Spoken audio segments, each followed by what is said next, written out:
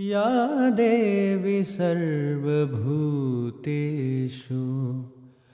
ब्रह्मचारिणी रूपेण संस्थिता नमस्तस्यै नमस्तस्यै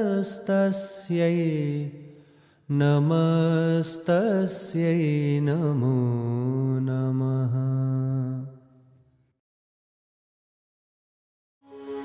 ध्यानमूलं गुरुर्मूर्तिं पूजामूलं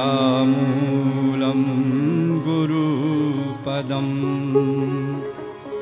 मन्त्रमूलं गुरुर्वाक्यं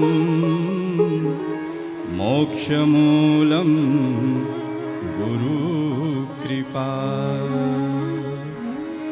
नमोस्तु गुरुवे तस्मै गायत्रीरूपिणे सदा यस्य वाग्मृतं हन्ते विषं संसारसंज्ञकम्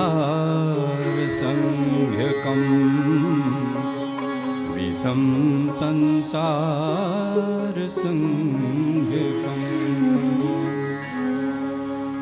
प्यारे प्यारे बच्चों, छात्र छात्राओं, अध्यापकगण, आज दूसरा दिन है नवरात्रि का और आज हम चर्चा करेंगे माता पार्वती द्वारा रखी गई जिज्ञासा की, जो उन्होंने शिव जी के सामने रखी है। क्या जिज्ञासा थी, क्या क्यों पूछा, उसका डिटेल करेंगे थोड़ा सा। ये जो प्रकरण है ये बहुत महत्वपूर्ण इसलिए है कि हर किसी की जिज्ञासा इसी तरह की होती है जैसे पार्वती जी की थी, और हर किसी के जवाब ऐसे होते हैं जैसे भगवान शंकर ने दिए हैं यहाँ पे। आइए गायत्री मंत्र के साथ बात शुरू करते हैं।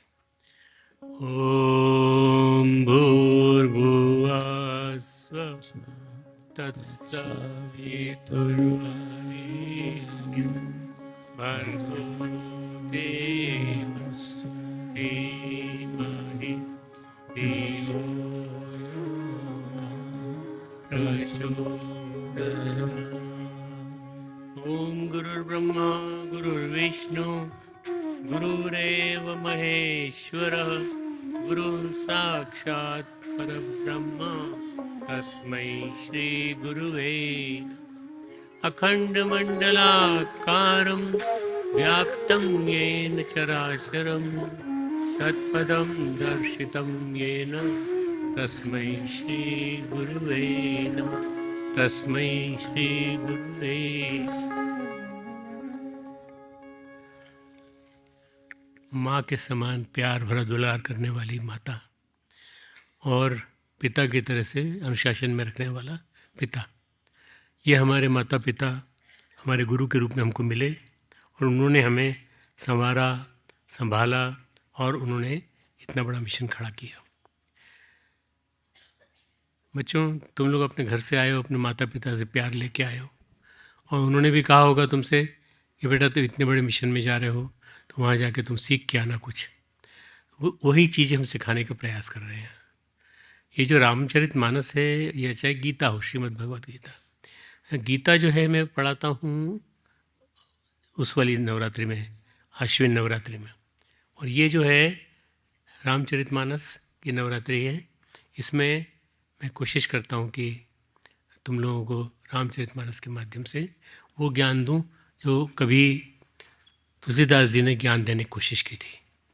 बहुत ही विलक्षण पुस्तक है ये। इसके बारे में एक छोटी सी कहानी है कि जब ये पूरी हो गई तो तुलसीदास जी लेकर के आए और उन्होंने कहा कि भाई हमारी किताब को भी रख दो। कहाँ? महाकालेश्वर तो नहीं, वहाँ शिव जी का जो मंदिर ना, उसमें तो लोगों ने, पंडों ने बड़ा द्वेष रखा। उन्होंने कहा भाई आप इनकी किताब नीचे कर दो। नीचे कर दी तो क्या हुआ कि अगले दिन जब खोला गया गेट, तो गेट खोलने के बाद देखा तो किताब सबसे ऊपर रखी थी और उसमें शंकर जी के दस्तखत थे। ये बड़ी विलक्षण बात है मित्रों कि शंकर जी ने देखी किताब और विलक्षण लिखा उन्होंने, विलक्षण ग्रंथ इसके बारे में। तो रामचरितमानस जो है ये राम के चरित्र को मन में रखते हुए जो लिखी गई तुलसीदास जी के द्वारा, इसलिए रामचरितमानस कहते हैं इसको। राम चरित राखा मनवासा, राम के चरित्र को मैंने मन में रख के लिखा है इसको। आज एक बहुत अच्छा महत्वपूर्ण संयोग है कि आज ऐसा दिन है जिस दिन वीर शहीद भगत सिंह, सुखदेव और कौन, राजगुरु, इन तीन को फांसी दी गई थी। उनकी शहादत का दिन है। उस शहादत ने एक काम किया कि अंग्रेज़ सरकार को सोचने में मजबूर किया कि हमारा क्या होगा, हम कितनी जल्दी जाएं यहाँ से। बस ये 23 मार्च का 31 का है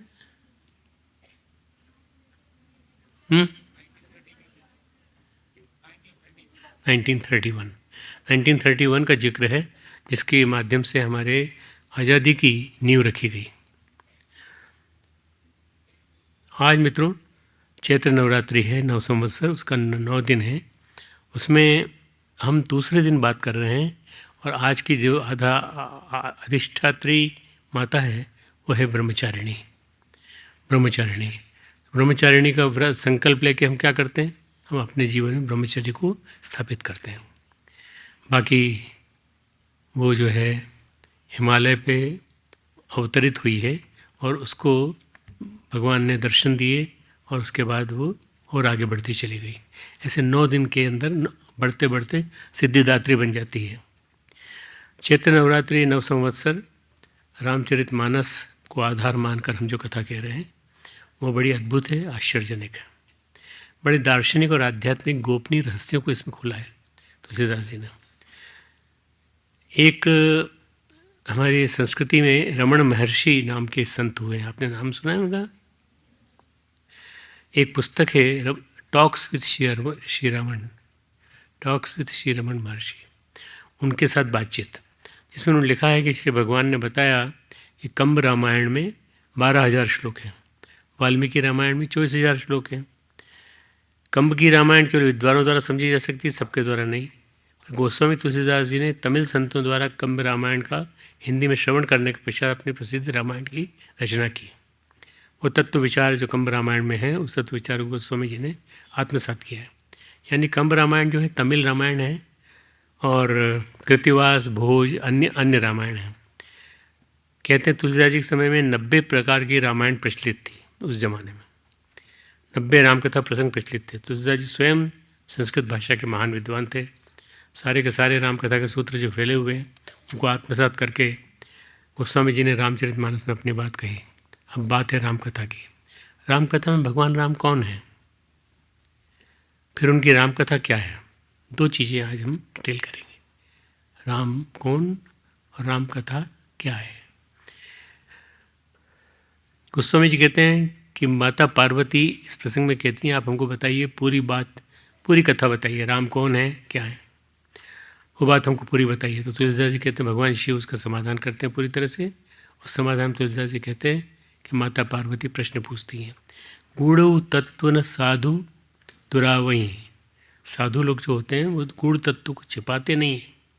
आरत अधिकारी जहाँ पावई, जहाँ एक आर्त व्यक्ति है जो अधिकारी है, पूछना चाहता है, जैसे मैं, साधुजन गूढ़ तत्व भी नहीं छिपाते, मैं इसकी गूढ़ताओं को जानना चाहता हूँ। अति आरती पूछऊँ सूर्यराया, रघुपति कथा कहु करिदाया, प्रथम सुकारण कहु विचारी, निर्गुण ब्रह्म सगुण बपुधारी। पहले तुमको राम तत्व का उपदेश दीजिए। सबसे पहली बात, ये राम हैं कौन, मुझे बात समझ में नहीं आ रही है। राम तत्व की गूढ़ता, राम कथा, राम का अवतार किस कारण हुआ, किस हेतु और किस रूप में, क्या कारण थे। पार्वती की जिज्ञासा बड़ी सम्यक है। राम नाम को, राम तत्व को, राम कथा को, राम के अवतार को जो समग्र रूप में जानना चाहती है। भगवान शिव भी समर्थ सद्गुरु हैं, इस तत्व का समाधान करना चाहते हैं। माता पार्वती इसको जानना चाहती है, भगवान शिव इसको बताना चाहते हैं। अब यहाँ पे एक बात यह है कि माता पार्वती के बारे में, उनके चरित्र के बारे में, उनके व्यक्तित्व के बारे में, उनके जीवन को भली भांति जाना, तो क्यों न राम कथा का आदि गुरु भगवान शिव को भी समझ लें। भगवान शिव को भी जान लें। शिव को समझना ये तो बड़ा कठिन नहीं है, उसको शिव के तत्व को समझना बहुत आसान है। इस संसार में जो कुछ भी है सब शिव स्वरूप है, जो कुछ भी है यहाँ, प्रकृति और अन्य चीज़ें जितनी भी हैं सब शिवमय है। शिव तत्व ही संसार में प्रकट हुआ है, उसको यूं ही सामान्य उपक्रम से जाना नहीं जा सकता।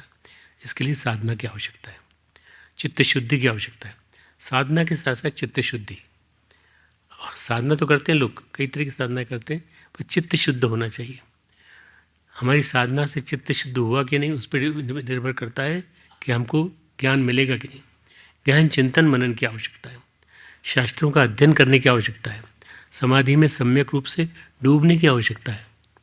लेकिन हम यहाँ देख रहे हैं, जानना चाहते हैं भगवान शिव ने जिसको प्रकट किया है वो रामकथा कहाँ से निकली, कौन सी इसकी गंगोत्री, कौन सा इसका गोमुख। परम पावन तीर्थ गंगा का उद्गम जहाँ से हुआ, इसी प्रकार से इसका परम पावन तीर्थ कौन सा है।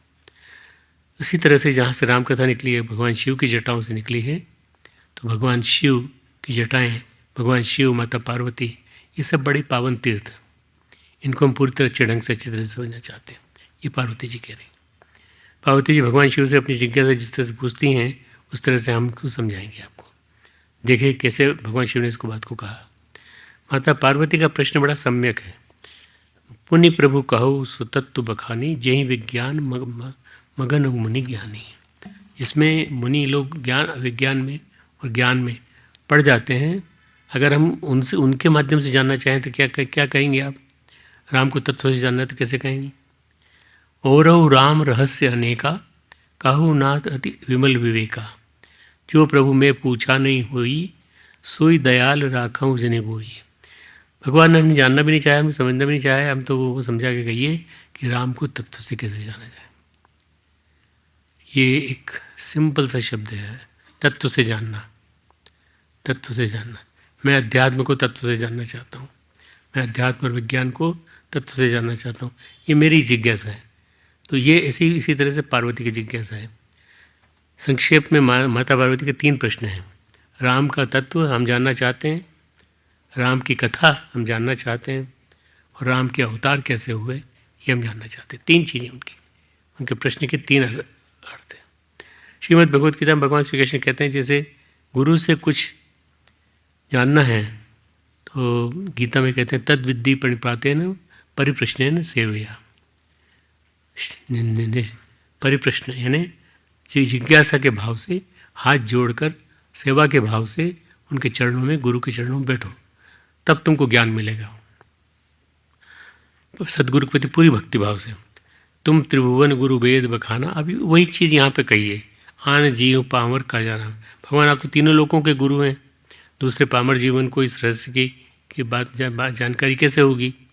प्रश्न उमा के सहज सुहाई, छल विहीन सुनि शिव मन भाई।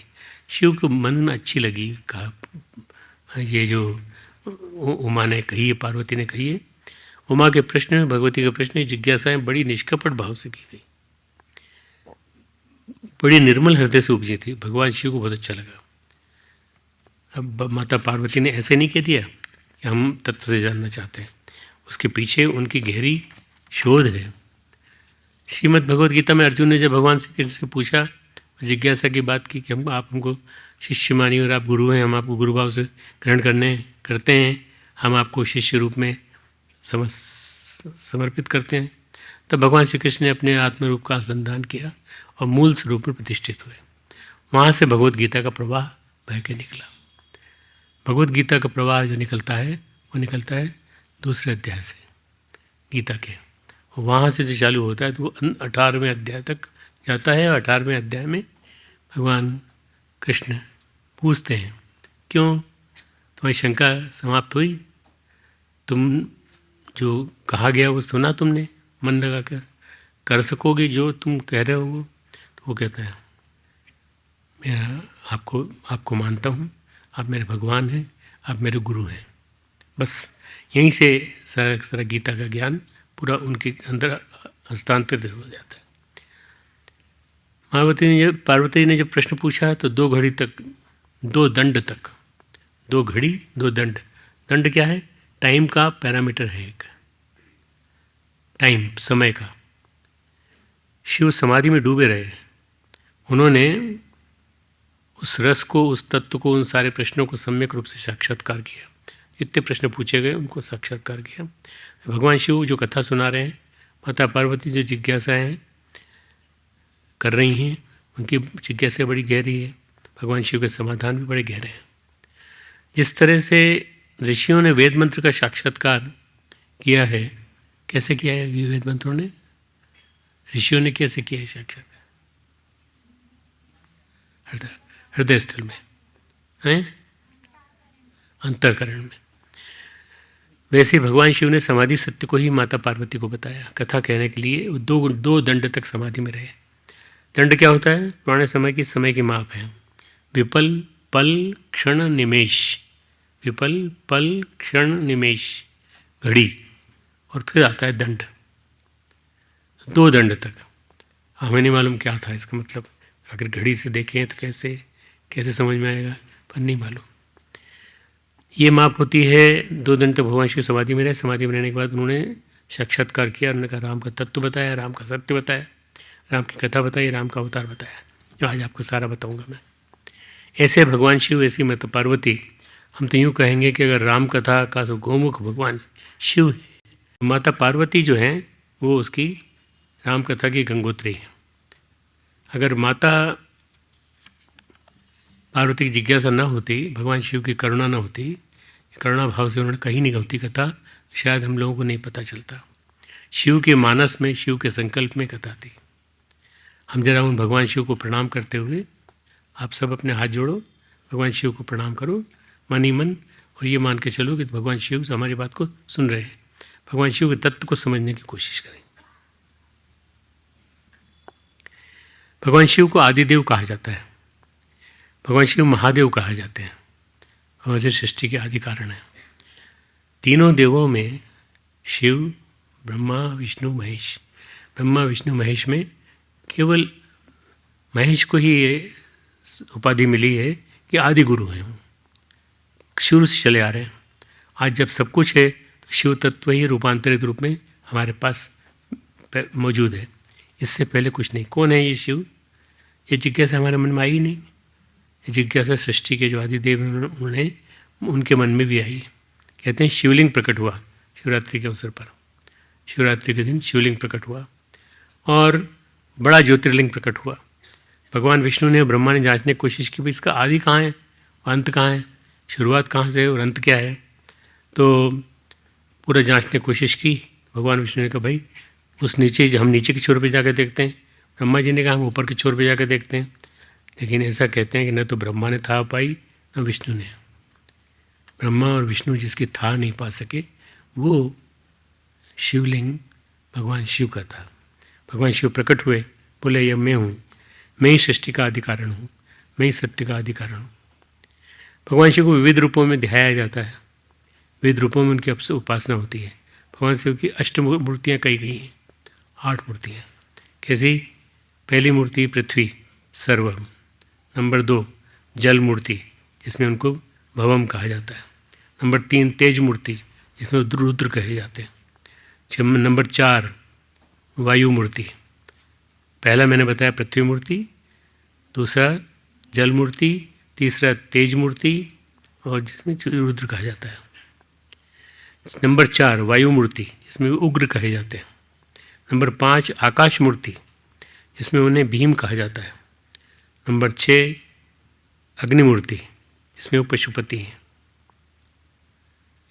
नंबर 7 सूर्य मूर्ति जिसमें वो ईशान है, और नंबर 8 चंद्र मूर्ति जिसमें वो महादेव है। 8 मूर्तियाँ 8 रूपों में भगवान शिव इस समस्त सृष्टि में है। इन 8 रूपों में भगवान शिव पूरी सृष्टि में फैले हुए हैं, देवादिदेव महादेव। एक बात, एक विशेष है, हमारा देश भारत देश है, वो शिव स्वरूप ही है। इसकी अगर ऊपर आकाश से अगर इसका वो फोटोग्राफ लिया जाए तो आपको ये लगेगा कि शिवलिंग जैसा ये हमारा देश है। और भी देखा, डिटेल में देखा जाए तो हर जगह शिव की महत्ता मिलेगी। हमारे भारत देश के भारतवासी शिव परिवार में ही समाये हुए हैं। उत्तर दिशा में भगवान का स्वयं का स्थान है कैलाश में, उत्तराखंड में। कैलाश जो हमारे ऊपर है, पर्वत के ऊपर। उत्तरापथ में भगवान शिव आसीन हैं, उनकी अर्चना होती है। दक्षिण में कार्तिकेय विराजते हैं। उत्तरापथ में भगवान, उत्तराखंड में भगवान शिव स्वयं, और नीचे दक्षिण में कार्तिकेय सुब्रमण्यम स्वामी के रूप में। इसको मुरुगन भी कहा जाता है। दक्षिण वासियों के आराध्य देव भी वही हैं। पूरब में आदिशक्ति स्वयं विराजती हैं पूर्व दिशा में, और कामाख्या के रूप में, दुर्गा के रूप में। जितना आप पूर्व में जाएंगे और भी डिटेल में जाएंगे तो आदिशक्ति ही दिखाई देगी आपको। और जितना दक्षिण में जाएंगे उतना ही सुब्रमण्यम स्वामी, मुरुगन स्वामी की उपासना पाएंगे। उत्तर में शिव, दक्षिण में कार्तिकेय, पश्चिम पूर्व में शक्ति और पश्चिम में गणेश, पश्चिम में गणेश रूप में। आप जितना पश्चिम में चले जाएंगे, महाराष्ट्र चले जाएंगे, गणेश जी की उपासना मिलेगी। शिव परिवार से संरक्षित है पूरा भारतवर्ष। कोई भी इसका बिगाड़, कोई कुछ नहीं कर सकता, बिगाड़ नहीं कर सकता। कई लोग डरते हैं कि साहब हमारा क्या होगा, ये इतनी बुरी तरह से राजनीति चल रही है और ये चल रही। कुछ नहीं होगा, सब ठीक होगा। परमात्मा को जानने वाले लोग, परमात्मा को पहचानने वाले लोग हमारी मदद करेंगे और सब साथ चलेंगे। केवल हम अपने आप को आस्तिकता से जोड़ लें। भगवान रमन महर्षि ने बड़ी सुंदर बात कही है, तमिल भाषा में कुछ बातें कही थी। शिव तत्व को समझने के लिए 3 प्रमाण हैं। प्रथम प्रमाण है शिव भक्त, संत तिरुज्ञान संबधर। पांड्य राजा के रोग निवारणार्थ राज दरबार में उनका आगमन हुआ था। उन्होंने पहले दक्षिण में चोल और पांड्य राजा होते थे। पांड्य, PANDAEY, पांड्य। पांड्य महारानी राजा की अल्पायु थी, 12 वर्ष थी, तो सब चिंतित थे। तिरुज्ञान संबधर ने पद्य रचकर महारानी के सारे संशय निर्मूल किए। और पद्य में शिव तत्व का उपदेश था। इसमें कहा गया था कि सुकुमार होते हुए भी शिव कृपा से सबल समूह की अपेक्षा अधिक समर्थ हो जाएंगे। उन्होंने एक श्लोक लिखा था, शिवो गुरु शिवो वेद शिलो देव शिव प्रभु। शिवो गुरु शिवो वेद शिवो देव शिव प्रभु। शिवो अस्य हम शिवो सर्वा शिवानंद अन्यत्र कश्य। ये उन्होंने श्लोक लिखा था, वो आज भी प्रसिद्ध है। शिष्य ही गुरु हैं, शिव वेद हैं, शिव देव हैं, शिव ही प्रभु हैं। हम सब भी शिव स्वरूप हैं। हमारे गुरु भी शिव स्वरूप हैं। हम अपने गुरुदेव को इस रूप में जानते हैं। सबसे बड़ा रूप है शिव का।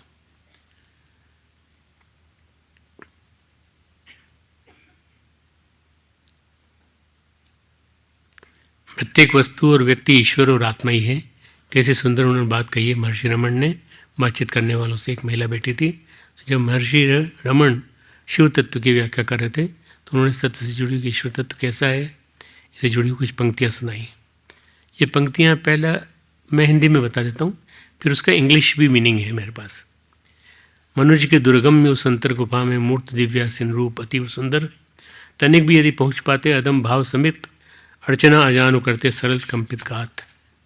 ये बहुत क्लिष्ट हिंदी है।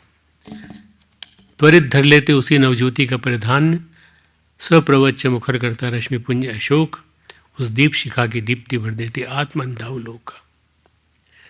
अब ये कविता है शेली की, SHELLY, शेली। इंग्लिश कवि हुआ है।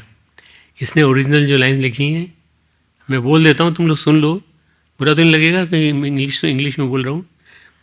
Within a cavern of man's trackless spirit is throned an image so intensely fair that the adventurous thoughts that wander near it worship, and as they kneel, tremble, and wear the splendor of its presence, and the light penetrates their dream-like frame till they become charged with the strength of the flame. अब ये जितना मैंने बोला है ये print में आ जाएगा तुम्हारे पास, प्रिंट में होगा। तुमने नहीं लिखा, कोई बात नहीं, लिखने की ज़रूरत भी नहीं थी। ये कविता शेली की है। जो इसका मतलब ये है कि साक्षात्कार जिसने भी लिखा है इसको, उसको साक्षात्कार अवश्य हुआ होगा।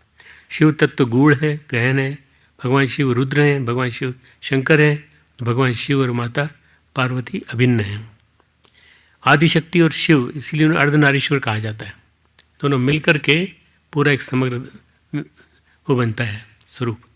लोक कल्याण के लिए उन्होंने अपने को 2 रूपों में प्रकट किया, अपने को देव रूप में प्रकट किया लोक कल्याण के लिए, और साधना के लिए आदि गुरु के रूप में। भारतहरि जब वैराग्य शतक का आरंभ करते हैं तो वैराग्य की चर्चा करते हैं, तो बड़ा सुंदर सा श्लोक है, थोड़ा जी जटिल है, मैं इसको नहीं सुना रहा आपको। भगवान शिव चंद्रमा को सिर में आभूषण की भांति धारण करते हैं। कौन सा चंद्रमा होता है ये? पूर्णिमा का?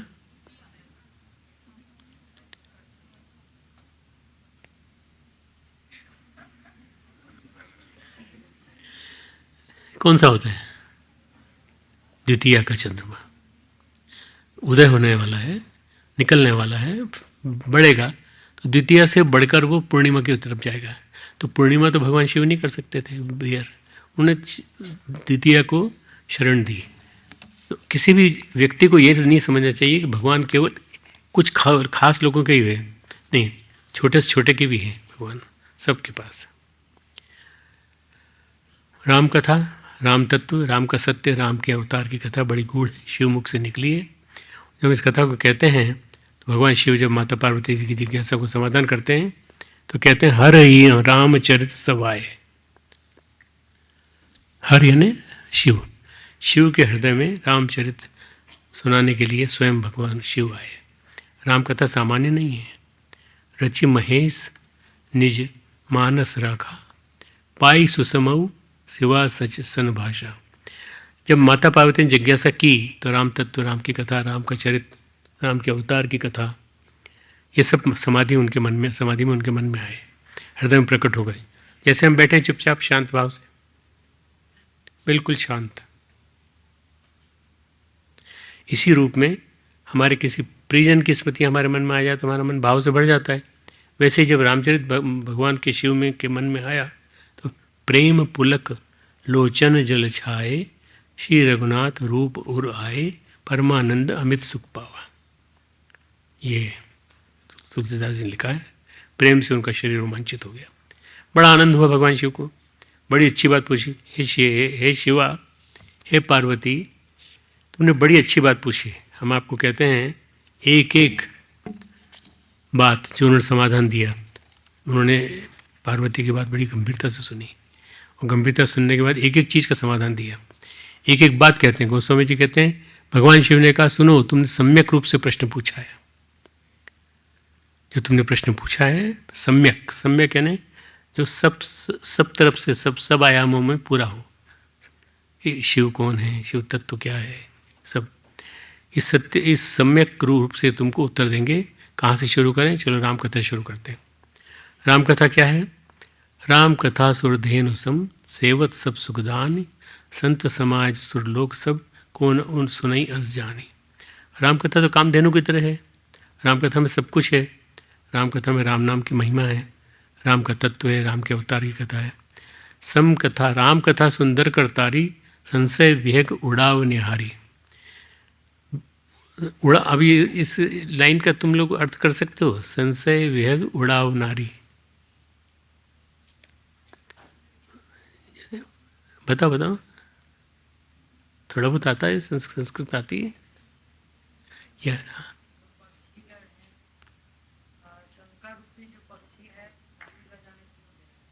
बहुत बढ़िया, बहुत बढ़िया अर्थ बताया।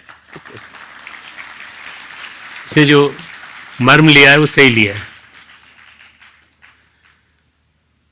हमारे जीवन में संशय बहुत रहते हैं, और संशय रहेंगे तो प्रश्न, तर्क, संशय। उस समय जब बालकांड शुरू करते हैं, राम कथा शुरू करते हैं, तो गुरु शिष्य दोनों को एक साथ प्रकट करते हैं। कहते हैं सोच लेना चाहिए, कहना चाहिए कि जो कथा प्रकट हुई है, भवानी शंकरो वंदे श्रद्धा विश्वास रूपिणो, या अभ्याम बिना न पश्यंती सिद्धा स्वांत स्तमेश्वरम। श्रद्धा और विश्वास है माता पार्वती और भगवान शिव। श्रद्धा अगर भगवान माता पार्वती हैं, भगवान शिव विश्वास है। श्रद्धा क्या होता है? श्रद्धा रूप होता है शिष्य का। शिष्य का व्यक्तित्व समूचे रूप से, सघन रूप से श्रद्धा से ही बना होता है। शिष्य की योग्यता शिष्य की योग्यता, समूचे शिष्य की प्रामाणिकता, श्रद्धा और समर्पण, और गुरु अपने ज्ञान में, अपने बोध में अचल होना चाहिए। गुरु जो भी हो, चाहे वो यूनिवर्सिटी का टीचर हो और चाहे वो आश्रम का कुलपति हो, कोई भी हो, उसको अपने ज्ञान में, अपने बोध में अचल होना चाहिए। माता पार्वती श्रद्धा है, भगवान शिव विश्वास है। इस गुरु शिष्य का जो संगम होता है, जो मेल होता है और जो उनका सामीप्य होता है, उसी से कुछ ऐसी बात प्रकट होती है कि हमें अपने अंदर से राम तत्व को समझ लेते हैं। फिर आगे भगवान शिव कहते हैं, वंदे बोधमयम नित्यम गुरुम शंकर रूपिणम। मैं भगवान शिव की वंदना करता हूँ, प्रणाम करता हूँ, नमन करता हूँ। कौन है भगवान शिव? वंदे बोधमयम नित्यम, जिनका बोध कभी क्षीण नहीं होता। एक बार जिसने बोध कर लिया भगवान शिव का, वो बोध कभी क्षीण नहीं होगा, कमज़ोर नहीं पड़ेगा। नित्य प्रति ज्ञान का बोध रहना चाहिए, किसी भी क्षण, किसी भी पल उनका ज्ञान कमज़ोर नहीं होता। वंदे बोधमयम नित्यम गुरुम शंकर रूपिणम। ऐसे हैं भगवान शिव कि उनके सामीप्य से ही टेढ़ा और कलंकित चंद्रमा, ऐसा कहते हैं, चंद्रमा को कलंक लग गया था।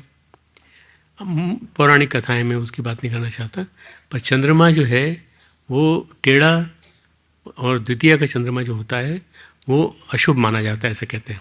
परंतु शुभ कैसे हो जाता है? शंकर के सानिध्य से, शिव जी के माथे पर विराजमान होने से। चंद्रमा के दर्शन का सबसे पवित्र दिन होता है शुक्ल पक्ष की द्वितीया, शुक्ल पक्ष की द्वितीया। और भगवान शिव के मस्तक पर शुक्ल पक्ष की द्वितीया का चंद्रमा ही विद्यमान है। होता तो पूर्णिमा का चंद्रमा ही विराजमान हो जाता, पर बहुत भारी होता, उसको सहन नहीं कर पाते और उसका अभिमान बढ़ जाता, अहंकार बढ़ जाता। चंद्रमा की 16 कलाएं होती हैं तो पूर्ण चंद्रमा विराजमान होना चाहिए, लेकिन ऐसा नहीं है, क्योंकि भगवान शिव के सामीप्य में कोई क्षय को प्राप्त नहीं होता। भगवान शिव के सामीप्य में कोई नष्ट नहीं होता, क्षण क्षय को प्राप्त नहीं, वृद्धि को ही प्राप्त होता है। इसको बताने के लिए उन्होंने द्वितीय का चंद्रमा अपने ऊपर धारण किया। शुक्ल पक्ष का पूर्ण चंद्रमा एक दिन दिखता है, फिर क्षय होने लगता है, लेकिन भगवान तो उसको मस्तक पर धारण करते हैं जिसका क्षय हो चुका है, और फिर धीरे धीरे बढ़ेगा, वो धीरे धीरे बढ़ेगा। कितनी प्यारी थ्योरी है, जो चीज़ धीरे धीरे आगे बढ़े और छोटे से चालू करे, वो उसके साथ हम रहेंगे। भगवान शिव कहते हैं कि हम द्वितीय के चंद्रमा के साथ रहेंगे और उसको बढ़ाएंगे आगे। अब कहते हैं चंद्रमा ने सोमनाथ के प्रभास क्षेत्र में भगवान शिव को प्रसन्न करने के लिए तप किया था। जो प्रभास क्षेत्र जो है वो वाला कहलाता है, जिसको प्रभास पट्टन कहते हैं, जिसको यहाँ पर सोमनाथ की मूर्ति है, सोमनाथ का शिवलिंग है, वो वाला क्षेत्र है। वहाँ पर उस क्षेत्र में चंद्रमा ने तप किया था ताकि वो स्थान पा सके भगवान शिव का। सोमनाथ में भगवान शिव का एक मंदिर है। प्रजापति दक्ष ने उनको अभिशाप दिया था, जाओ तुमको क्षय रोग हो जाए। पौराणिक कथाएं हैं, तुम क्षय रोग से नष्ट हो जाओ। तब चंद्रदेव ने मार्कंडेय ऋषि के मार्गदर्शन में महामृत्युंजय का अनुष्ठान किया, यज्ञ किया, हवन किया और भगवान शिव को प्रसन्न किया। जब चंद्रमा क्षीण हो गए, भगवान शिव ने उनसे कहा अब हम तुमको शरण देते हैं। क्षीण हुए द्वितीया के चंद्रमा को भगवान ने शरण दी। चंद्रमा धीरे धीरे वृद्धि को प्राप्त हुआ। उस द्वितीया के चंद्रमा को भगवान धारण करते हैं। यमाश्रितो ही वक्रोपि चंद्र सर्वत्र वंदते, ये एक श्लोक है इसका, जिसमें चंद्र की सब लोग आराधना करते हैं। जब भगवान शिव माता पार्वती के प्रश्नों और जिज्ञासा को समाधान करते हैं तो पहले कहते हैं राम कथा की महिमा। भगवान शिव समझाते हैं कि राम कथा क्या है। हे पार्वती, राम कथा को सामान्य मत समझो, इससे जो चाहा जाएगा सब मिलेगा। तुम राम तत्व जानना चाहती हो, लौकिक सत्य जानना चाहती हो, राम अवतार जानना चाहती हो, सब कुछ राम कथा में है। इसलिए सबसे पहले राम कथा कहते हैं। राम कथा को सुनती चली जाना, पर बीच में प्रश्न मत उठाना। शिव पार्वती से कहते हैं बीच में कोई प्रश्न जिज्ञासा नहीं। राम कथा अपने आप में समग्र है और संपूर्ण साधना पद्धति है। राम कथा को सुनने के पश्चात और कोई बाकी नहीं बचता।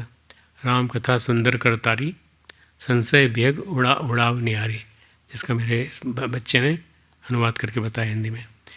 कहते हैं राम कथा ताली की तरह है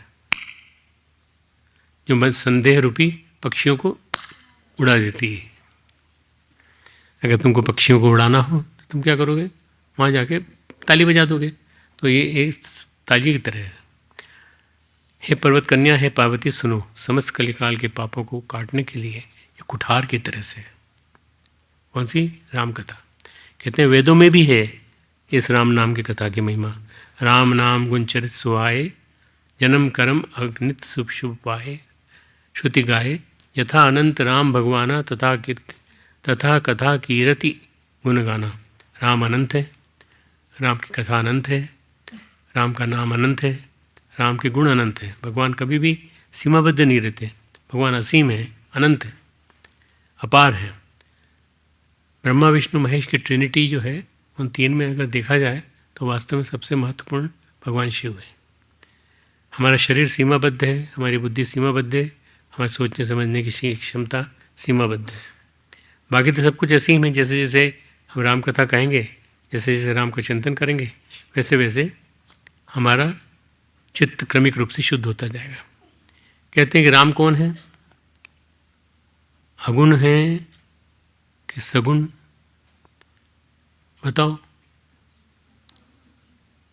भगवान ने जब कथा की बात कही, राम कथा को सुनने से सब कुछ हो जाएगा, राम कथा में ही राम का तत्व है। अब भगवान शिव माता पार्वती को राम कथा की महिमा बता करके समाधान देते हैं राम तत्व का। अब राम तत्व का समाधान आता है। असनिज हृदय विचारी, तजु संशय भजु राम पद। सुनि गिरिराज कुमारी, अपनी पत्नी को समझा रहे हैं। सुनि गिरिराज कुमारी, ब्रह्म तम्र रविकर वचन। अब देखो ध्यान से, गुरु अपने शिष्य को चेतावनी देता है कि अब देखो हम जो कहने जा रहे हैं तो मनोयोग पूर्वक स्थिर चित्त के साथ सुनो, श्रवण करो। अब चंचलता न रखो चित्त में। कहीं देखा होगा उन्होंने कि इधर उधर मन डोल रहा है इनका, तो उन्होंने कहा मन डोलना नहीं, अब जरा स्थिरता लाओ मन में। जो बात हम कहने जा रहे हैं बड़ी मर्मपूर्ण है, बड़ी महत्वपूर्ण है। सुनो गिरिराज कुमारी, अरे पर्वत कन्या समझो, मेरे वचन भ्रम रूपी अंधकार का निवारण करने वाले सूर्य की किरणों के समान है। हम तुमको राम तत्व समझा रहे हैं। मतलब हमारा लेक्चर जो है ऐसा ना हो कि निकल जाए और तुम जो तुम्हारा मन कहीं और लगा रहे और हम जो इधर से बोलते जा रहे हैं वो तुम सुन नहीं रहे। सुनो, मन लगा के सुनो, चित्त शुद्धि के लिए सुनो, सुनो अच्छी तरह सुनो। भगवान शिव आगे कहते हैं, जहाँ तक तुमने सुना कि निर्गुण क्या है, सगुण क्या है, जो ब्रह्म है निराकार है वो साकार कैसे। कहते हैं कि जो निराकार है वही साकार हो जाते हैं भक्त के प्रेम में। निराकार को साकार में बदलती है भक्त की प्रेम की भक्ति, प्रेम से भरी सनी हुई भक्ति। कुछ ऐसे जैसे पानी जल की तरह सर्वत्र प्रवाहित होता है, लेकिन बर्फ़ की शिला भी बन जाता है, प्रकट हो जाता है। निर्गुण सगुण में कोई भेद नहीं है, वही तत्व है। जल और बर्फ़ में जिस तरह से भेद नहीं है, जल ही बर्फ़ है और बर्फ़ ही जल है। सगुनई अगुनई नहीं कुछ भेदा, गावई मणि पुराण बुध भेदा। मैं रामचरितमानस की चौपाई बोल रहा हूँ। अगुण अरूप अलग अजोई, भगत प्रेम बस सगुन सोई। जो गुण रहित सगुन सोई कैसे, जलो हिम उपल बिलग नहीं जैसे। जासु नाम भ्रम तिमिर पतंगा, एक में कही मोह विमोह प्रसंगा। मैं इसकी रामायण में चौपाई ढूंढ के नहीं लाया है। रामायण में जो निर्गुण है वही सगुण हो जाता है। भगवान को किसी सीमा में नहीं बांधा जा सकता। परमेश्वर किसी सीमा में बंधे हुए नहीं है। ये हैं तो नहीं हो सकते। ईसा मसीह का एक वचन है, बाइबल में लिखा है, स्वर्ग के राज्य में सुई के छेद से ऊँट भी प्रवेश कर सकता है। सुई के छेद से, कितना छोटा सा छेद होता है माइक्रोस्कोपिक, उसे ऊँट भी प्रवेश कर सकता है। ऊँट तो बहुत बड़ा होता है, सुई का छेद कैसे छोटा सा। शंका की बात हुई ना? नहीं, शंका करने की बात नहीं है। सब कुछ संभव है। परमात्मा है तो सब कुछ संभव है। Everything is possible if God's touch is there. ये श्री अरविंद का वाक्य है। Everything is possible if God's touch is there. भगवान का स्पर्श है अगर वहाँ, तो सब कुछ संभव है। सगुण है तो निर्गुण कैसे राम तत्व का बोध करा रहे हैं भगवान शिव। कहते हैं निर्गुण और सगुण ये कैसे होते हैं। जैसे जल और ओले में, बर्फ में अंधकार मिटाने के लिए स्वयं सूर्य की तरह हैं, वरना उनमें किस तरह से भ्रम हो सकता है। भगवान राम सच्चिदानंद रूप सूर्य है, वहाँ अंधकार नहीं है, संपूर्ण ज्ञान है। ये समझने की बात है कि भगवान जो है वो किसी तरह का भ्रम नहीं छोड़ते अपने लिए, अपने पीछे सोचने वालों के लिए। भगवान जब गीता में अपने श्लोक का स्वरूप देता है, एक श्लोक में अपना स्वरूप देता है, न तद भासयते सूर्यो न शशांको न पावक यद गत्वा न निवर्तन्ते तद धाम परमम मम। वो मेरा धाम है, मेरा खुद का धाम है। भगवान कहते हैं इसको समझो, जहाँ सूर्य चंद्र अग्नि का प्रकाश नहीं है, क्योंकि वहाँ स्वयं प्रकाश है। सूर्य चंद्र अग्नि तो मेरे प्रकाश से प्रकाशित है, वह स्वयं प्रकाशित है। जैसे हम ग्रहों नक्षत्रों की बात करते हैं, समझते हैं नक्षत्र क्या है, ग्रह क्या है, तो बात करते हैं तो कहते हैं वो स्वयं प्रकाशित नहीं होते। नक्षत्र स्वयं प्रकाशित होता है, सूर्य नक्षत्र है जो स्वयं प्रकाशित होता है। जितने भी ये स्टेलर्स हैं, जो ऊपर हवा में अंतरिक्ष में चमक रहे हैं, उनमें बहुत कम है ऐसे हैं जो स्वयं के प्रकाश से हैं। वो उनके ऊपर कोई प्रकाश की किरणें पड़ रही हैं, उससे प्रकाशित है। पृथ्वी ग्रह है, सूर्य के प्रकाश से प्रकाशित है। सूर्य का प्रकाश नहीं होता तो हम लोग भी नहीं प्रकाशित होते, स्वयं प्रकाशित नहीं है। भगवान शिव भी कहते हैं अरे भाई वहाँ तो स्वयं परमेश्वर है, स्वयं ही प्रकाश है, वहाँ किसी अन्य प्रकाश की आवश्यकता ही नहीं है। वहाँ तो स्वयं प्रकाश में प्रकाश के सारे स्रोत हैं।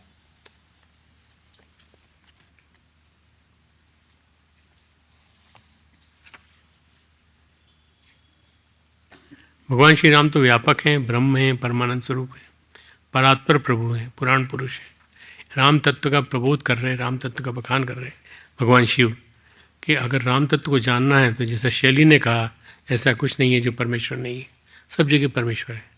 परमेश्वर समस्त और सर्व रूपों में परिव्याप्त है, उनके अलावा कुछ है ही नहीं परमेश्वर के अलावा। राम सच्चिदानंद दिनेसा, इसी बात को तुलसीदास जी ने अपनी चौपाई में लिखा है। राम सच्चिदानंद दिनेसा नहीं तह मोह निशा नवलेसा, सहज प्रकाश रूप भगवाना नहीं तह पुनि विज्ञान बिहाना, हरख विषाद ज्ञान अज्ञाना जीव धर्म अमिति अभिमाना, राम ब्रह्म व्यापक जग जाना परमानंद परेश पुराना। इसी के साथ बड़ी श्रद्धा से भगवान शिव कहते हैं पुरुष प्रसिद्ध प्रकाश निधि प्रकट परावरनाथ रघुकुल मणि मम स्वामी सोई कहूँ शिव नव मात।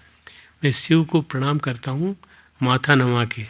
क्यों? क्योंकि वही हैं सब कुछ, जिनकी कथाएं पुराणों में कही गई, जो प्रकाश के आदि स्रोत हैं, सभी रूपों में प्रकट है।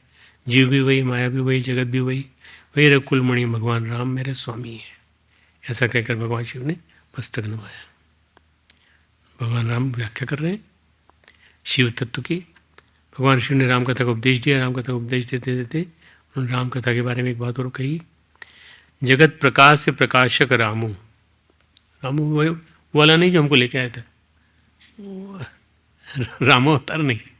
रामू उन्होंने जो बोला है वो इसलिए बोला है कि जगत प्रकाशित है और भगवान ही उसका प्रकाश है। प्रकाश से प्रकाशक रामू, मायाधीश ज्ञान गुण धामू, जासु सत्यता ते जड़ माया, भास सत्य एव मोह सहाया।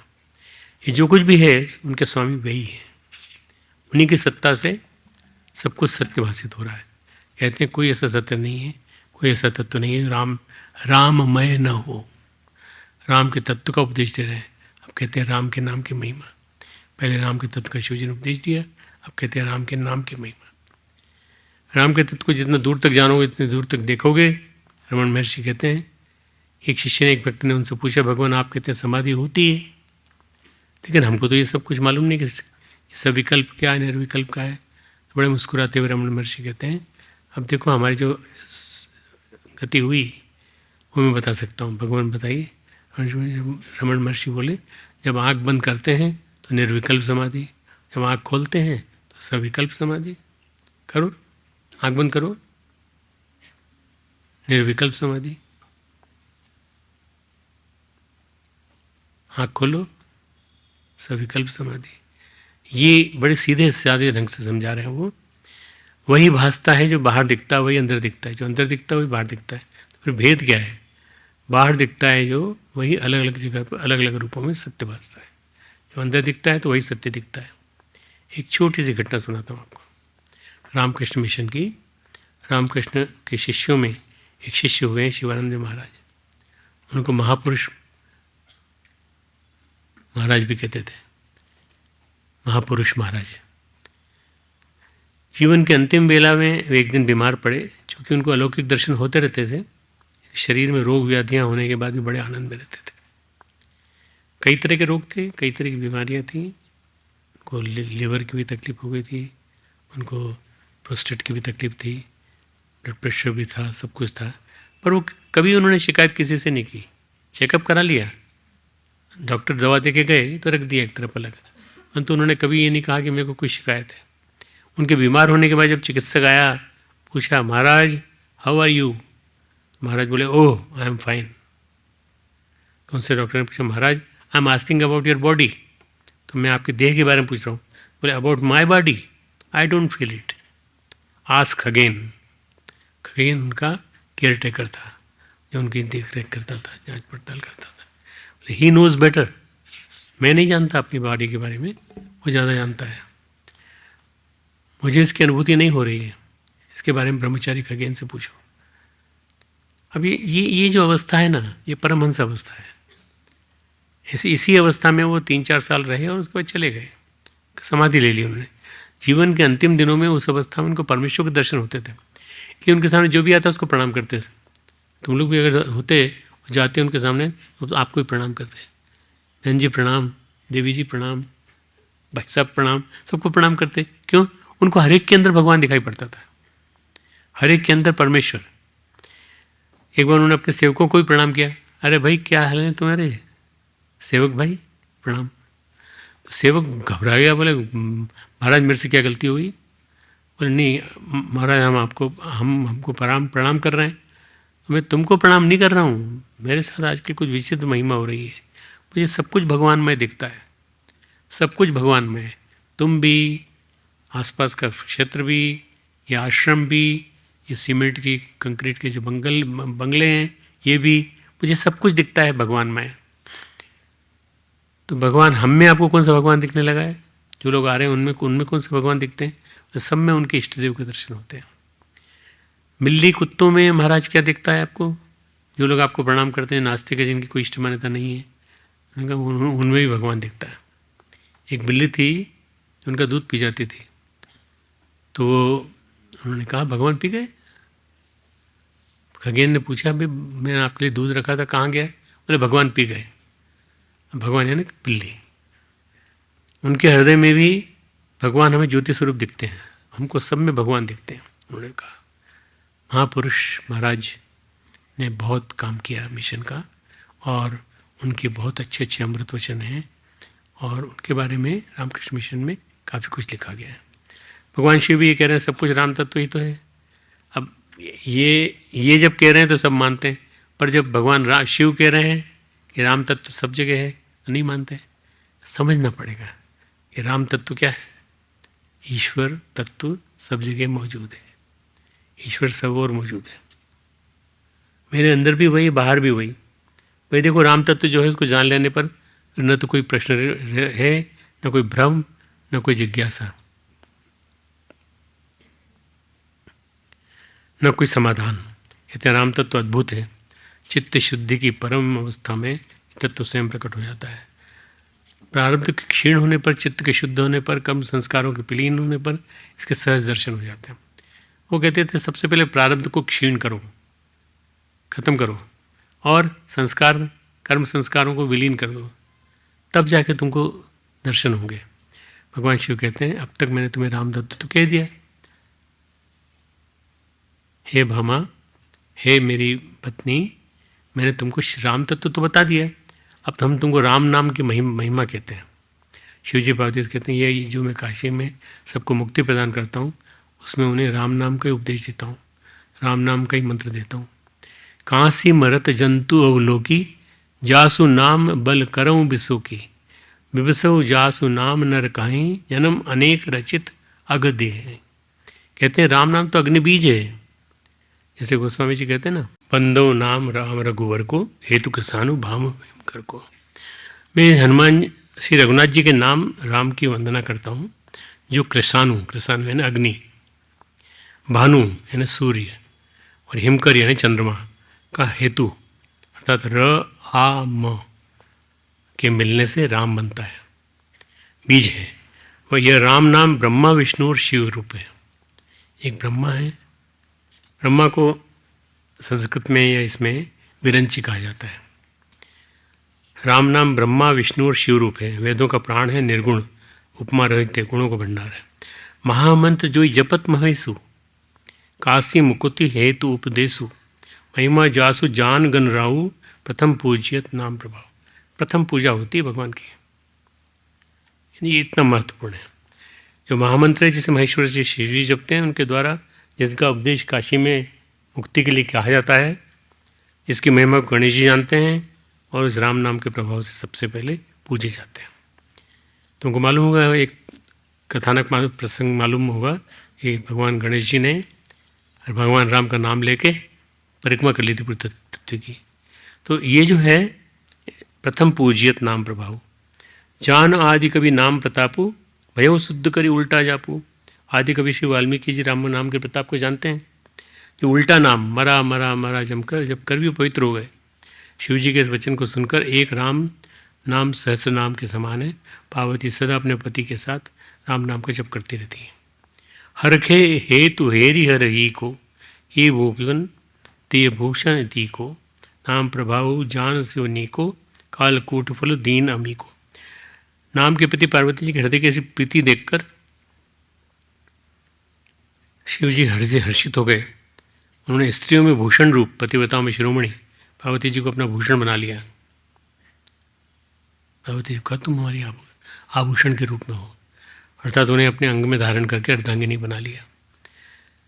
नाम के प्रभाव को शिव जी भली भांति जानते हैं, जिस प्रभाव के कारण कालकूट जहर ने उनको अमृत दे दिया पूरी तरह से।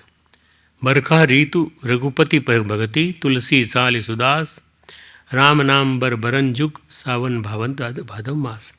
श्री रघुनाथ जी की भक्ति वर्षा ऋतु है। तुलसीदास जी कहते हैं कि उत्तम सेवक गण धान है और राम नाम के दो सुंदर अक्षर सावन भादों के महीने के समान है। मतलब कितने विद्वान थे तुलसीदास जी कि जब उन्होंने जो कुछ भी लिखा उसके पीछे उपमाएं थीं सारी की सारी। गोस्वामी जी कहते हैं कि राम नाम की ऐसी महिमा है।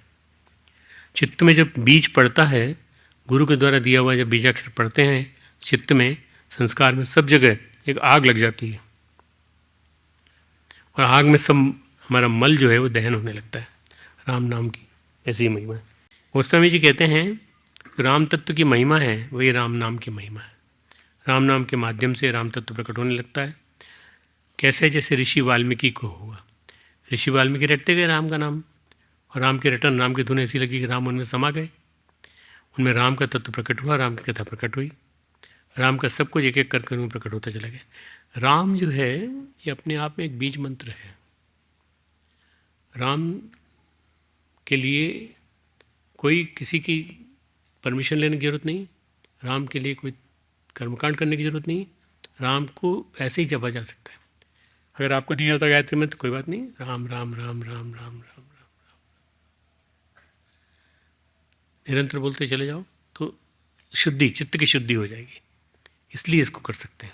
भगवान शिव कहते हैं कहो तो सही, मल कितना गहरा हो, गंदगी कितनी गहरी हो, जल ही जाती है। आग लगनी है इसलिए चाहिए ढंग से। इसलिए कहते हैं पार्वती शंका मत करो, जो सगुण है वही निर्गुण है, जो निर्गुण है वही सगुण है, वही राम के नाम से प्रकट होता है। पार्वती ने दो तत्व सुन लिए, दो बातें सुन ली उनके क्वेश्चंस के जवाब में। राम कथा की महिमा, राम के तत्व ज्ञान। भगवान शिव से माता पार्वती कहती हैं प्रभु आपने समझाया, हमें समझ में भी आया। वो कहती हैं सुनि शिव के ब्रह्म भंजन वचना, शिव के ब्रह्म भंजक वचन सुने। ये ब्रह्म भंजक शब्द जो है बहुत अद्भुत है। भगवान श्री कृष्ण जब गीता सुनाते हैं अर्जुन को, तो अर्जुन भी अंत में कहते हैं भई रघुपति पद प्रीति पतीति दारुण संभावना बीती। भगवान कृष्ण जब गीता सुनाते हैं अर्जुन को, तो अर्जुन भी अंत में कहते हैं नष्टो मोह स्मृति लब्धा प्रसादात मयाच्युत। मेरे मोह नष्ट हो गया, मेरी स्मृति प्राप्त हो गई। एक्चुअली हम लोग जो है ना स्मृति नहीं कर रखते अपने बारे में कि हम कौन हैं। अपने बारे में जिस समय स्मृति हो जाए कि हम कौन हैं, तो हम भगवान को ये मान करके भगवान की कृपा से हमारी स्मृति वापस आ गई। किसी की स्मृति चली जाए तो क्या होता है? पत्नी को नहीं पहचानता, बच्चों को नहीं पहचानता, किसी को नहीं पहचानता, और जैसे ही वह स्मृति लौट आती है वैसे सबको पहचानने लगता है। अगर आप स्मृति को ये मान लें कि स्मृति ही सब कुछ है, मेरा मोह नष्ट हो जाए, मेरी स्मृतियाँ वापस आ गई। माता पार्वती भी यही कहती हैं, सब तर्क कुतर्क आदि बातें नष्ट हो गई अपने आप। जब अंधकार रहता है तो अंधकार में और प्रकाश में क्या अंतर है? आप किसी कमरे में घुसते हैं, वहाँ लाइट नहीं है, वहाँ उजाला नहीं है, हम क्या करेंगे? वहाँ टटोलेंगे, शायद टॉर्च मिल जाए या हमें अंदाज हो तो हम ढूंढ सकते हैं। कभी टेबल से टकराते हैं, कभी कुर्सी से, फिर अनुमान लगाते हैं, तर्क करते हैं, यहाँ हो सकता है, यहाँ हो सकता है। जब लाइट जल रही होती है तब फिर न किसी से पूछना, न किसी तरह का अनुमान लगाना। यहाँ जो सामान रखा है, जो चीज़ें जहाँ हैं वहीं रहने दीजिए। भगवान शिव के वचनों का प्रकाश जो माता पार्वती के चित्त, चिंतन और चेतना पर पड़ा, सब कुछ बड़ा स्पष्ट हो गया उनको। भगवान शिव के वचनों का प्रकाश माता पार्वती के चिंतन पर। अब तर्क न रहे, कुतर्क न रहे, अब लगा ज्ञान की बढ़ोतरी होना चाहिए, तर्क की उलझन समाप्त हो गई। जैसे तर्क की उलझन समाप्त होती है, विज्ञान क्या है? तर्क। जो कुछ भी है, ये धरती में है कि नहीं, ये है कि नहीं, वो हो कि नहीं, तरह तरह की बातें हम करते हैं। विज्ञान और अध्यात्म में जब युद्ध हुआ, जब लड़ाई हुई, तो अध्यात्म जो है उसने बोला श्रद्धा को विकसित करो, और विज्ञान ने कहा नहीं, पहले हम तर्क करेंगे श्रद्धा क्या होती है, तुम क्या हो, तुम कैसे अपनी बात समझाओगे। ये हम दोनों में, इन दोनों का अंतर जो है आपको समझ में आ जाएगा, विज्ञान और अध्यात्म का। शशिकर सम सुनि गिरा तुम्हारी, मिटा मोह सरदा तब भारी। आपकी वाणी चंद्रमा की तरह बड़ी शीतल। वो कहते हैं ना, मक्खन लगा रही उमा पार्वती, आपकी वाणी चंद्रमा की तरह शीतल और आनंददायक लगी। नहीं, वो ऐसा नहीं कर रही हैं, वो वास्तव में अंदर से, हृदय से बोल रही हैं। मेरे मन का ताप भी मिट गया। एक बात बताओ प्रभु, आपने राम कथा की बात बताई, राम नाम में कितना सार है, अब हमको अवतार की बात बताओगे। राम नाम के है, राम अवतार कैसे हैं? राम कथा, राम अवतार कथा। प्रश्न जो मैं पूछा सोई कहो, जो मुँह पर प्रसन्न प्रभु अहो। हे भाई प्रभु, आप मुझ पर प्रसन्न हों तो वही कहिए जो आप मुझ पर प्रसन्न हों। मेरे गुरुदेव, हे मेरे भगवान, राम ब्रह्म चिन्मय अविनाशी, सर्वरहित सत्पुर उर्वासी। वो कहते हैं, भगवान राम कहते हैं, राम परब्रह्म परमात्मा है, ज्ञान स्वरूप हैं, सबके हृदय में रहने वाले हैं। उन्होंने मनुष्य का शरीर क्यों डाला, धारण किया? हमको वो अवतार कथा कहिए। राम कथा की महिमा आपने बता डाली, राम नाम का प्रताप प्रभाव बता दिया, अब अवतार की कथा बताइए। जैसे माता पार्वती का प्रश्न है, वैसे भगवान नारायण भी गीता में अर्जुन से कहते हैं, बहुनी में व्यतीतानी, बोलो।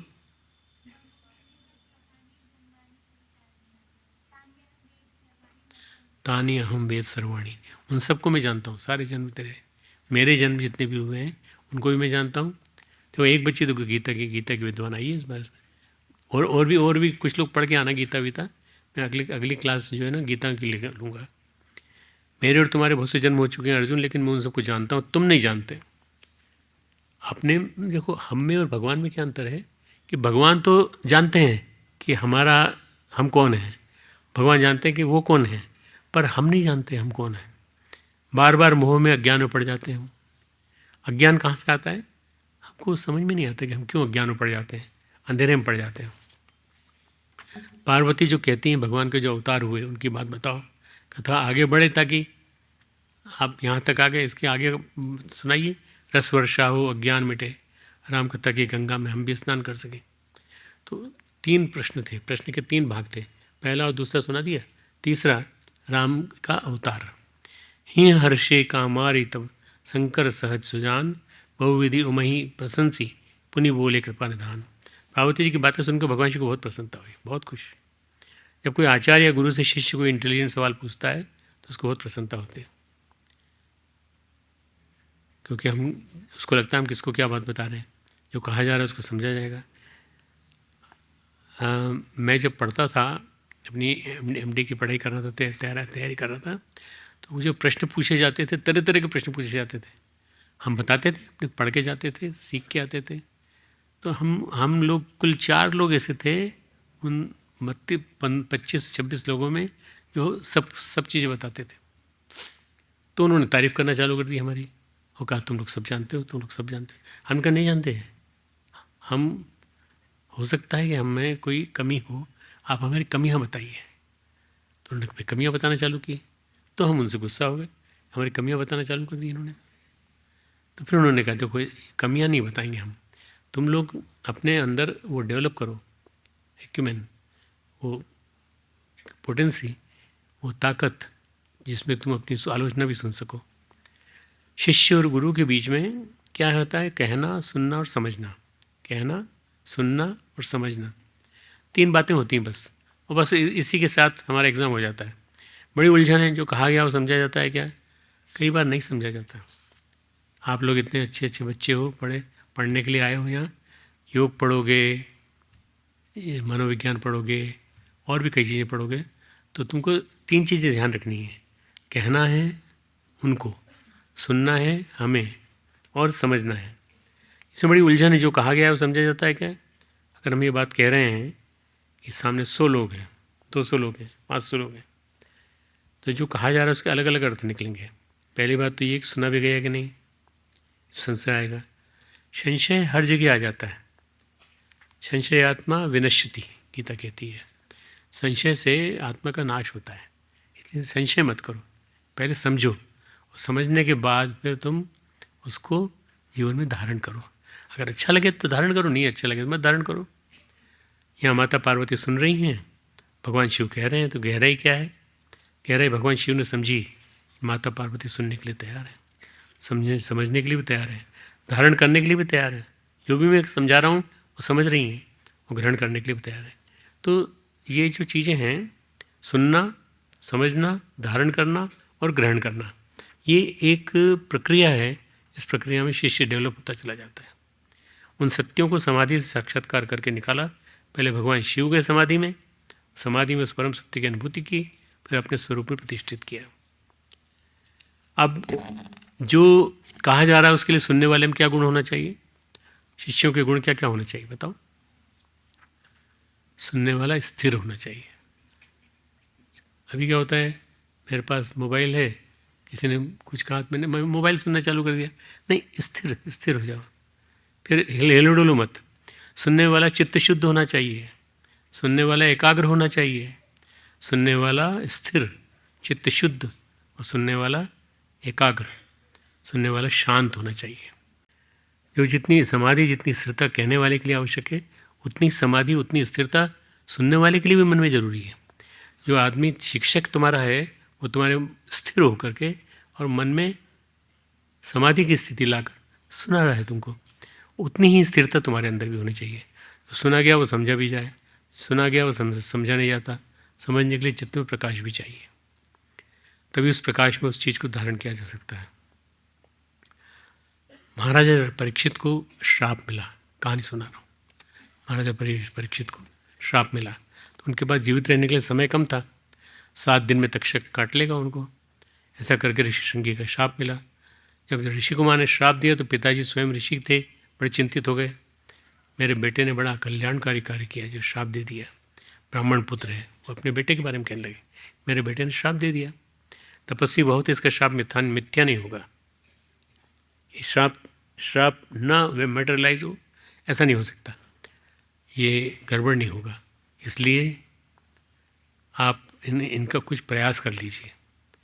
उपचार उन्होंने सोचा क्या करें, तो महाराज परीक्षित ने कहा क्या किया जाए, 7 दिनों में कौन सी साधना की जाए जिससे कि सर्वदंश के बावजूद भी मेरी अंतिम गति सही हो।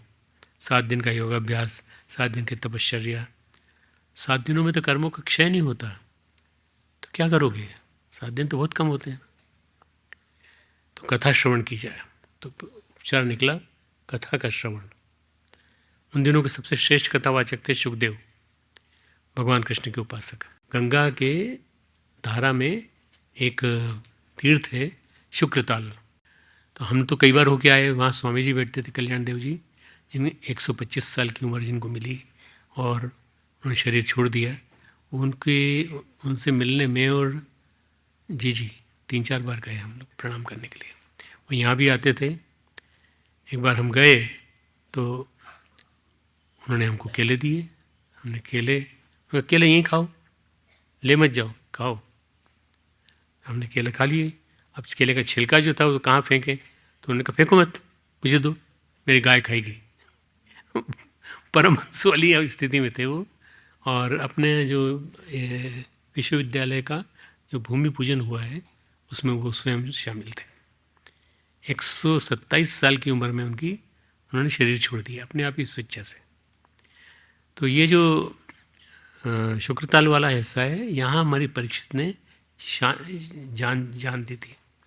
7 दिन का योगाभ्यास, 7 दिन की तपश्चर्या, तो इन दिनों के श्रेष्ठ कथावाचक थे सुखदेव, उन्होंने किया। सुखदेव कथा कहने वाले, परीक्षित सुनने वाले, दोनों बिल्कुल बी फिटिंग, एक दूसरे के साथ एडजस्ट होते। राजा परीक्षित कथा सुन रहे हैं, सुखदेव कथा कह रहे हैं। कथा कहने वाले के जीवन में इतनी आध्यात्मिक ऊर्जा थी कि वो जो कह रहा था उसकी ऊर्जा में प्रकाश था।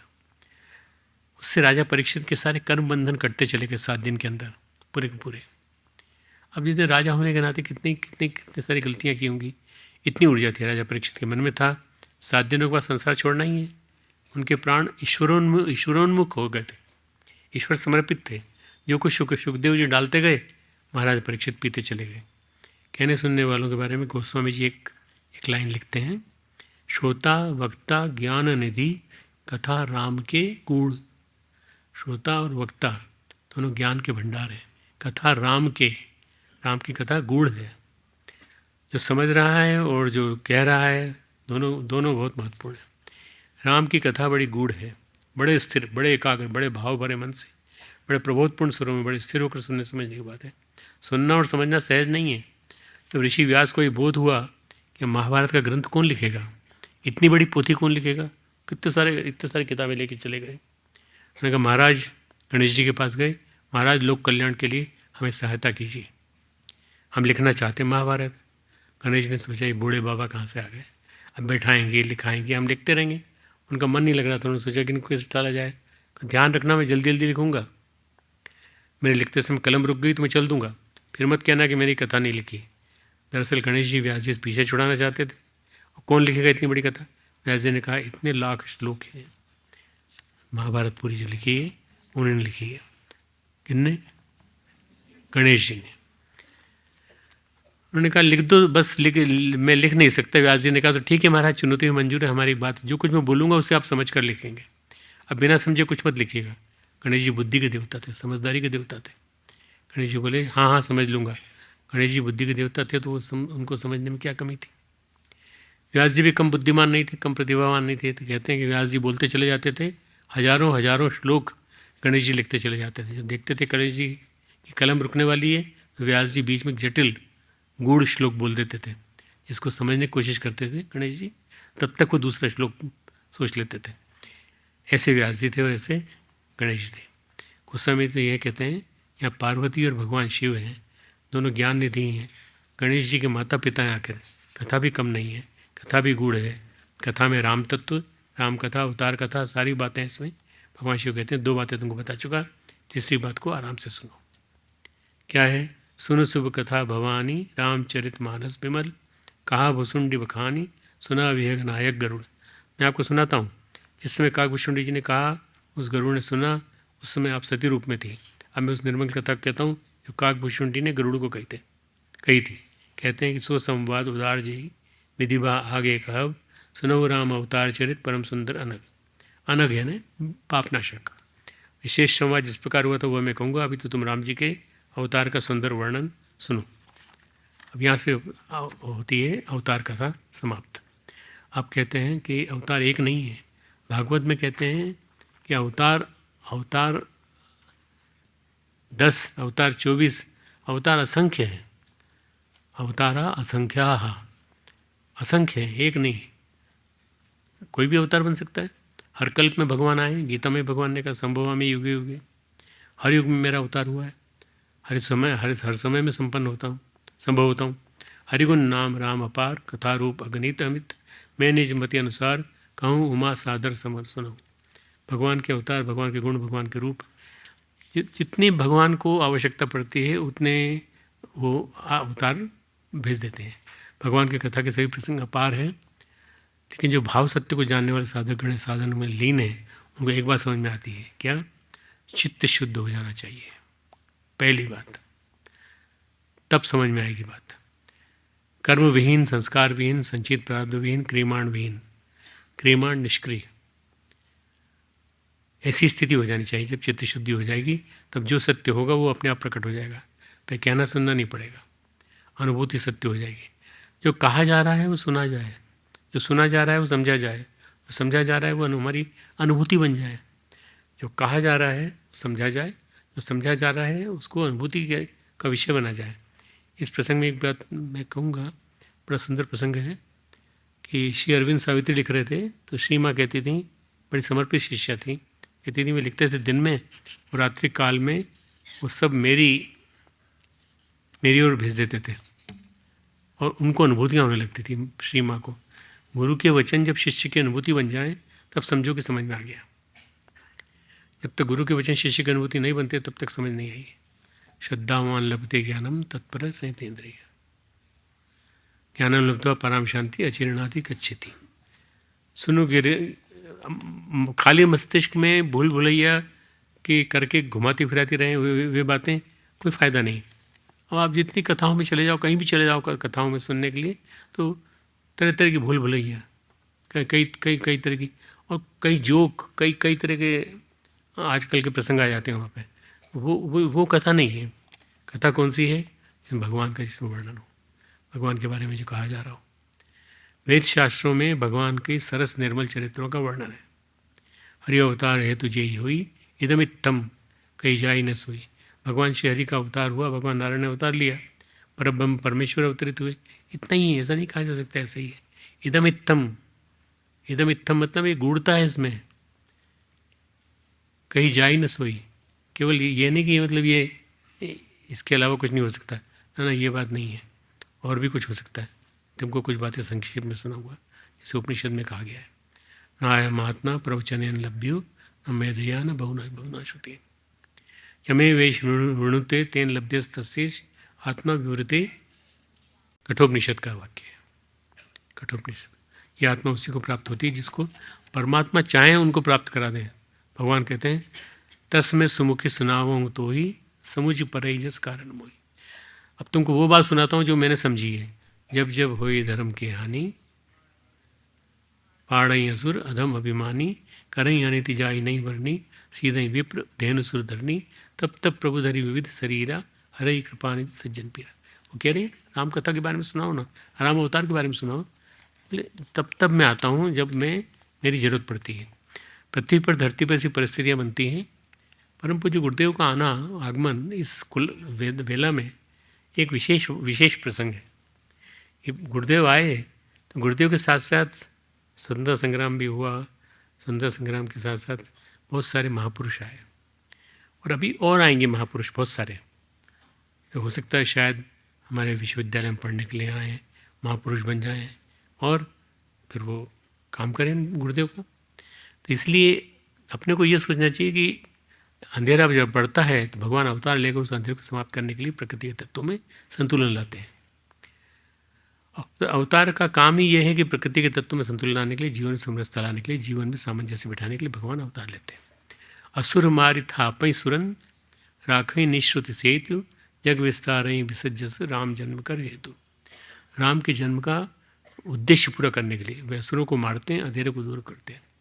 अब असुर का मतलब केवल रावण ही नहीं है, असुर कई तरह का है। अश्लीलता है, असुर है।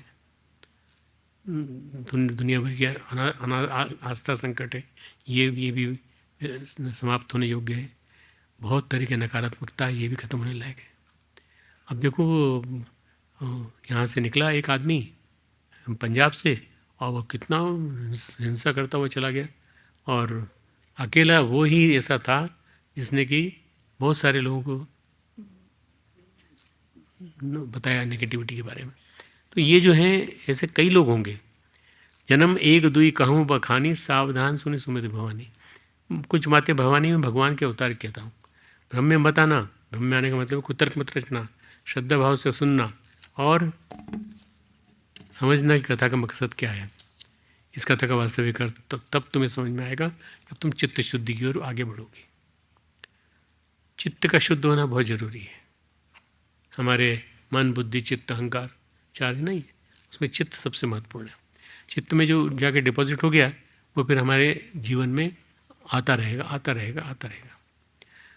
संतों में कहा गया, सुनबे को फल गुनब है, गुनबे को फल ज्ञान, ज्ञान को फल हरि नाम है, कहे श्रुति संत पुराण। तो बात यह है कि राम कथा हो, राम तत्व हो, अवतार कथा हो, वो हमें हमारी चित्त शुद्धि तक ले आए। हमारे चित्त में, चेतना में जितना प्रकाश हमें मिलेगा उतना ही हमें ज्ञान होगा। श्रद्धा के उत्तर में समाधान निकले, जिज्ञासा के उत्तर में समाधान निकले।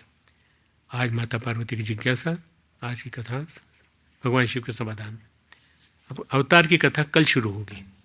कल से जब हम आएंगे तो अवतार की कथा कल चालू करेंगे। किस रूप में भगवान आते हैं, किस रूप में अवतार आता है। तो 4-5 उसके प्रसंग हैं। प्रताप भानु से लेके तरह तरह के प्रसंग हैं।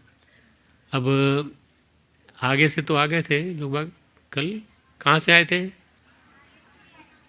आगे से आए थे ना, तो बीच में से निकल के आओ। 5-6 लड़कियाँ बीच में से, 5-6 लड़के बीच में से।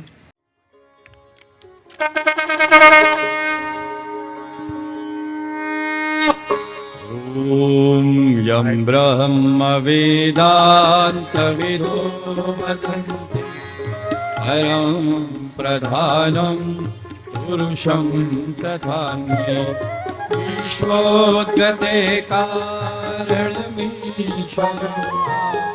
तस्मै नमो विघ्नविनाशनाय। ॐ यं ब्रह्मा वरुणेन्द्र रुद्रमरुतः स्तुवन्ति दिव्यैस्तवैः वेदैः साङ्गपदक्रमोपनिषदैः गायन्ति यं सामगाः ध्यानावस्थिततद्गतेन मनसा पश्यन्ति यं योगिनो यस्यान्तं न विदुः सुरासुरगणाः देवाय तस्मै नमः, देवाय तस्मै नमः। आरती श्री रामायण जी की, आरती श्री राम। कीरति कलित ललित सिय पीती, कलित ललित सिय पीती। गावत ब्रह्मादिक मुनि नारद, गावत ब्रह्मादिक मुनि नारद। वाल्मीक विज्ञान विशारद, वाल्मीक विज्ञान विशारद। सुख सनकादिशेष अरुसारद, सुख सनकादिशेष अरुसारद। परन पवन सुत कीरति नीति, परन पवन सुत कीरति नीति। आरती श्री रामायण जी की, आरती श्री रामायण जी की। गावत वेद पुराण अष्टदश, गावत वेद पुराण अष्टदश। बहु शास्त्र सब ग्रंथन को रस, वो शास्त्र सब ग्रंथन को रस। मुनि जन धन संतन को सर्वस, मुनि जन धन संतन को सर्वस। सार अंश सम्मत सब ही की, सार अंश सम्मत सब ही की। आरती श्री रामायण जी की, आरती श्री रामायण जी की। गावत संतत शंभु भवानी, गावत संतत शंभु भवानी। अरुघट संभव मुनि विज्ञानी, अरुघट संभव मुनि विज्ञानी। व्यास आदि कविवर्ज बखानी, व्यास आदि कविवर्ज बखानी। काग भुसुंड गरुड़ के ही की, काग भुसुंड गरुड़ के ही की। आरती श्री रामायण जी की, आरती श्री रामायण।